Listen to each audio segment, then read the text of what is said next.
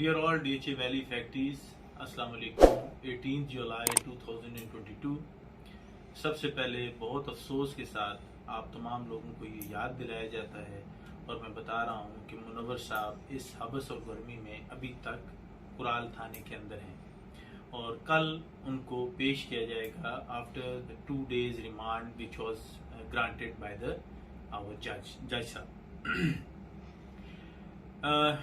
इस खबर के साथ बल्कि उनकी इस कुर्बानी के सदके खैरात में हमारे जो DHA वैली के बाकी फैक्ट्री भाई हैं उनके लिए बैलेटिंग का ऐलान किया गया है और आपको जिस डेट को बैलेटिंग का ऐलान किया गया है उसको भी आप अगर गौर से समझने की कोशिश करेंगे तो आपको पूरी बात समझ आ जाएगी और वो है 20 जुलाई 2022। 19 जुलाई को कोर्ट के अंदर हम जाएंगे, यानी कल मुनव्वर साहब को पेश किया जाएगा और 20 जुलाई की बैलेटिंग है। मैंने एक लफ्ज यूज किया कि मुनव्वर साहब की कुर्बानी के सदके ये काम हो रहा है, लेकिन ये मेरा क्लेम है और इसको मैं प्रूव करूंगा कि वो कैसे। लेकिन हमारे कुछ भाई और बहनें कैमरा के ऊपर आकर ये पैगाम पहुंचा रही हैं और पहुंचा रहे हैं कि उनकी अनथक नेगोशिएशन से ये मसले हल हुए। मेरा सवाल है कि अगर नेगोशिएशन से ही मसले हल होने होते, सिर्फ नेगोशिएशन से, तो करबला का वाकया कभी भी ना होता। हजरत इमाम हुसैन को इतनी बड़ी कुर्बानी देने की जरूरत नहीं थी, क्योंकि दुनिया की सबसे बड़ी हक व बातिल की अगर जंग थी तो वो थी। जंगें बहुत हुई दुनिया में, लेकिन सबसे बड़ी जो एक सिंबल है हमारे पास कुर्बानी का, वो करबला थी। तो नेगोशिएशन नहीं की उन्होंने कुर्बानी दे के हमें एक लायामल दिया।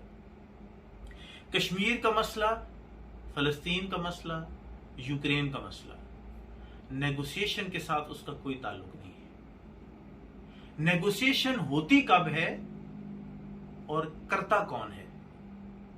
अब जो बात मैं अभी करने जा रहा हूं, अब आपने कंपैरिजन मेरी बात का उन लोगों की पर्सनालिटी, उन लोगों का बैकग्राउंड, उसके साथ कंपेयर करके देखना है कि क्या वो लोग नेगोशिएशन के लिए जो क्लेम कर रहे हैं क्या वो क्वालिफाई करते हैं।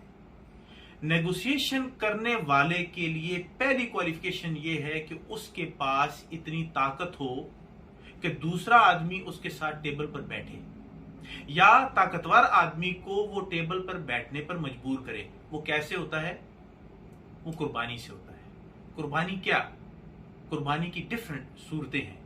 आप कलम के जोर पर अगले बंदे को बिठाते हैं, आप फिजिकल प्रोटेस्ट करके अगले बंदे को बिठाते हैं, मिन्नत कर कर नेगोशिएशन नहीं की जाती। नंबर 1, ताकत। ताकत क्या है? जो मैंने कलम की ताकत है, आपकी जुबान की ताकत है, आपकी फिजिकल ताकत है, और उसकी एक्सट्रीम शक्ल यह है कि आप अपनी जान दे देते। और दूसरी, नेगोशिएट वो आदमी कर सकता है जिसका मेंटल कैलिपर, जिसकी एजुकेशन, जिसके अंदर उसकी एडमिनिस्ट्रेटिव स्किल दूसरे बंदे जिससे वो नेगोशिएट करती है उसके साथ 19-20 का फर्क हो। एक class 4 citizen from the education perspective एक एलीट क्लास के साथ नेगोशिएट कर सकता है। Is that person qualified? No. वो बंदा जो अपने आप को नेगोशिएटर समझ रहा है, बेसिकली वो एक माउथ पीस है। हो सकता है क्योंकि एक एडमिन लेवल के बंदे को या एक नीचे स्टाफ के लोगों को पैगाम दिया जाता है, साफ पैगाम देते हैं कि जाओ जाके मेरे फलां बंदे को ये बता दो। तो अगर वो जिसके थ्रू पैगाम जा रहा होता है, अगर वो ये समझ ले कि मैं साहब हूं या मैं साहब के लेवल की साहब का पैगाम दे रहा हूं तो इसलिए मैं कोई चीज हूं, no, you are a mouthpiece. तो हर बंदा अपने उस लेवल को समझे तो उसको आसानी होगी, और इफेक्टिव को भी समझना चाहिए कि नेगोशिएट कौन करता है और किस बंदे को हम क्वालिफाइड है नेगोशिएट करने के लिए, बगैर किसी कुर्बानी के लिए, बगैर एफआईआर के, बगैर समन निकले, बगैर अदालतों के चक्कर लगाए, बगैर जो है थानों में रगड़ा खाए, हरेसमेंट के, फैमिलीज को हरेस किए बगैर आप कैसे क्वालिफाई करते हैं कि आप नेगोशिएट करेंगे इतनी बड़ी ताकत के साथ? Never. This is just a bullshit, this is just illusion. ये डिल्यूजनल टैक्टिक है कि वो ये बताया जाए कि जिस बंदे से हम बात कर रहे हैं वो हमसे नेगोशिएट कर रहा है, बेसिकली आप उन्हीं के अपने लोग हैं। अब आपको यह समझाना हूं मैं, नेक्स्ट बात वो ये है कि आप तमाम लोग अगर ये समझते हैं कि आपके प्लॉट्स बैलेट हो जाएंगे तो अब आपका काम मुकम्मल हो गया और मुनव्वर साहब जिस बंदे ने इतनी बड़ी कुर्बानी दे रहा है और उससे गुजर रहा है मेंटल ट्रॉमा से, वो इररेलेवेंट हो गया क्योंकि आप लोगों का काम हो गया। तो इसका जवाब यह है कि अल्लाह खुश रखे डीएचए को कि उन्होंने एक ऐसा काम किया इन द लास्ट पास्ट कि जिसने मेरे इस पॉइंट ऑफ व्यू को एंडोर्स कर दिया कि हमारे जो यूनिटी है, हमारे जो ग्रुप्स हैं, वो उस वक्त तक इंटैक्ट रहेंगे जब तक आप इस वैली प्रोजेक्ट से प्लॉट बेच नहीं देते या ये इस प्लॉट के ऊपर आप मुकम्मल अपना घर नहीं बना लेते। उस वक्त तक आपको एक साथ रहना पड़ेगा। उसकी वजह क्या है? सबसे पहले डीएचए ने आपसे एसडीसी चार्जेस मांगे जिस पे हम लड़ते रहे, अदालत में गए, पिटीशन की, और यही लोग जो नेगोशिएट करने वाले लोग हैं, बड़े लोग जो अपने आप को कहते हैं कि हम नेगोशिएटर्स हैं, उन्होंने लोगों को कन्विंस किया कि एसडीसी चार्जेस दे दो। हमने जाके कानून का दरवाजा खटखटाया, मिन्नत की, न हो सका, ताकतवर लोग थे, कोई बात नहीं, लेकिन हमने कोशिश जरूर की कि लोगों को एसडीसी चार्जेस न देने पड़े। फिर हमारी इस मोहतरम डीएचए एडमिनिस्ट्रेशन ने लोगों के ऊपर एस्केलेशन चार्जेस लगाए इन्हीं लोगों से नेगोशिएट करने के बाद, और फिर इन्हीं लोगों ने आपको यह समझाया कि एस्केलेशन चार्जेस दे दो क्योंकि तुम्हारा प्लॉट महंगा हो गया। यानी नुकसान में आप डीएचए के शरीक, फायदे में नहीं। यही वो लोग थे जिनकी नेगोशिएशन से आज आपको बैलेटिंग कराई जा रही है। और अब जो नेक्स्ट स्टेप है जो आपको मैं बताना चाहता हूं कि आज अगर इस कैंपेन के अंदर इसलिए मुनव्वर साहब इररेलेवेंट हो गए कि आपका काम हो गया है, तो उसका जवाब आपको मैं ये बताता हूं कि पहले तो आप देंगे एस्केलेशन चार्जेस, और इसके बाद इंशाअल्लाह डीएचए आपसे अगले फेज में पोजेशन के ऊपर भी अगर 8-10 लाख रुपया मांग लेगा तो आप दे देना। क्यों? कि जो आदमी आज मुनव्वर साहब के साथ नहीं खड़ा होगा वो याद रखे कि वो हम में से नहीं होगा।